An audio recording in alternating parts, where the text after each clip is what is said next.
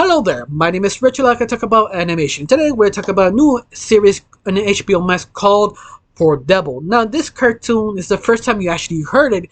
Well, I'll be not that surprised because HBO Max didn't really promote this show. It was sort of low-key, sort of dropped on the 17th. Yeah, I did heard about this cartoon a long time ago, but I thought I never had the chance to actually see it because usually cartoons specifically made for Latin America will be Pacific Latin American. It will be Legion locked. That means I can't watch it because it's blocked. But I was sort of surprised if HBO Max decided to actually translate and drop it on American HBO Max. So I decided to watch it to see if it's any good. You have to say yes and no. This show is good, at least better than Velma, but it does have a lot of major problems. I think one of the things is they just don't know what to do with the series because they have a concept that is interesting, but the only problem is sort of the execution, that they're still sort of not sure what to do. They know what they want it, but it's not as well executed. Now, the whole story of Poor Devil is basically a character called Stan, who is actually the Antichrist. But before his birthday of 66, his father gave him a box. This box will especially destroy all humanity. But the only problem is that he cannot open, but he's hoping his son can, because it's especially his destiny to open the box. But he can easily reject his destiny to not to open a box. But because of this, the devil decided to move him to New York to actually live with human race, to make him sort of convinced that human race does not deserve to have pity, deserve to be destroyed.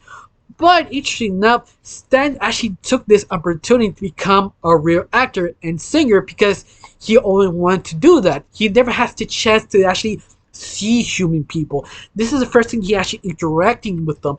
And you just see him being happy, enjoying, also realizing people are a piece of shit. And honestly, it's true. But I love it how he's sort of trying to understand and navigate around people. Also navigate how to sort of kind of promote his own career being an actor. On top of this, he also had to do sort of dimming jobs, like helping his right-hand assistant, Rasselbot, sort of collect souls, and see his sort of respected why he hates human race.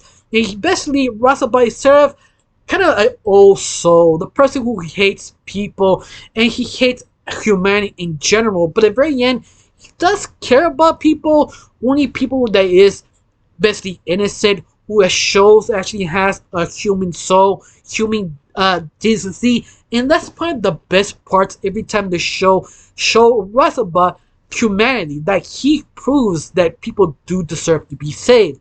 You also have his cousin Sam, who basically her job is sort of convince people to do horror acts, but at the same time she's sort of jaded because she was sort of next in line to destroy the humanity race, but given to his cousin because he's a nipple baby. Because his father is the head honcho, she is not basically aligned to that sort of family tree, in other words. And that's why she's sort of jaded, but still cares about her cousin, but trying to understand her sort of complex emotions of her ex, and see her sort of development, becoming sort of a better person to understand how she really feels.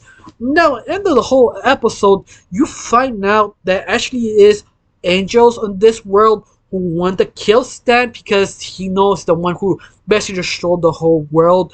But I love it that Stan accidentally fall in love with the angel, and the angel fall in love with the Stan.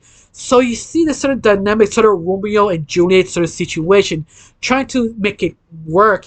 He also convinces his family to not destroy the world, trying to figure out to fix everything to be not death in other words. And that's sort of funny and interesting how they sort of deal with it. I understand how Stan trying to be a good person, but at the very end he had to do questionable things. And I think that's the best thing about this series, that him, his cousin, and his right-hand man, they're all demons, but they honestly don't like doing their job. They think they like it, but they sort of show little cracks here and there. The things they do, like they drink and take pills a lot because their sort of self-conscious but it kind of forces them to realizing this is wrong, but they're trying to drink it and drink medication to sort of depress their emotion to keep doing their job. And that's what makes it sort of interesting to see Stan sort of figure out, realizing, yeah, this is a sucking sort of position he is, but a little bit of sort of humanity. I think one of the biggest examples is sort of episode 7. Episode 7 is probably the best episode of the whole series.